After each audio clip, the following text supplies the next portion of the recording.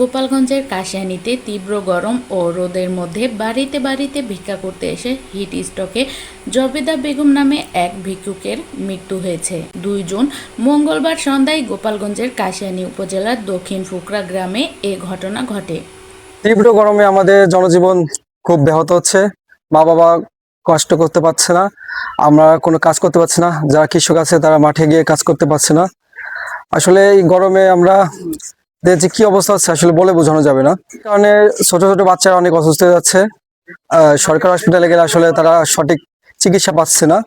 এই যে গরমের সময় যে স্যালাইন খাওয়া দরকার, সেই স্যালাইনও সরকারিভাবে পাওয়া যাচ্ছে না। নিহত জবেদা বেগম নড়াইল জেলা লোহাগাড়া উপজেলার দক্ষিণ পাংখাচর গ্রামে মানিক শেখের স্ত্রী। তিনি দীর্ঘদিন ধরে মানুষের বাড়িতে গিয়ে গিয়ে ভিক্ষা করে জীবিকা নির্বাহ করতেন। বিষয়টি নিশ্চিত করেছেন কাশিয়ানী থানার ভারপ্রাপ্ত কর্মকর্তা ওসি মোহাম্মদ মাহফুজুর রহমান। প্রত্যক্ষদর্শীরা জানান, মঙ্গলবার সন্ধ্যায় প্রচণ্ড গরমের মধ্যে ফুকরা গ্রাম থেকে ভিক্ষা করে বাড়ি ফেরার পথে দক্ষিণ ফুকরার খোকন মোল্লার পাট ক্ষেতের পাশে অবস্থান করেছিলেন জাবেদা বেগম। দীর্ঘ সময় প্রখর রোদের মধ্যে দাঁড়িয়ে থাকার এক পর্যায়ে তিনি হঠাৎ অসুস্থ হয়ে পড়েন। এই সময় স্থানীয় লোকজন তাকে সহযোগিতার চেষ্টা করলেও ঘটনাস্থলেই তার মৃত্যু হয়। স্থানীয়দের ধারণা, অতিরিক্ত তাপমাত্রা ও রোদের কারণে তিনি হিট স্ট্রোকে আক্রান্ত হন। পরে স্বজনরা তার মরদেহ উদ্ধার করে গ্রামের বাড়িতে নিয়ে যান। এদিকে আংশিক মৃত্যুর ঘটনায় এলাকায় শোকের ছায়া নেমে এসেছে। তার মৃত্যুতে পরিবারটি গভীর শোকের মধ্যে পড়েছে। খুবই কি বলবো, আর যে গরম পড়ছে, গরমে তো মোটামুটি কথা যে আমরা রোডেই চলতে পারতেছি না।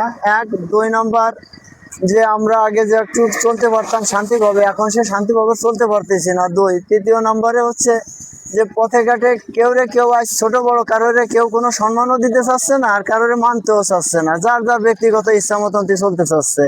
এই জন্যই তো আমরা খুবই একটা ভয়ঙ্কর ভিতর দিয়ে বর্তমান চলতেছি এবং আমরা জীবনযাপন করতেছি। এই গরমে কোনো কাস্টমারের সেরকম কোনো হচ্ছে না। দেখা গেল কিন্তু সকালে থেকে সন্ধ্যা পর্যন্ত হয়তো 5 জন বা 7 জন এরকম কাস্টমার পাচ্ছে। আর আগে তো কাস্টমারের কোনো ছিল না।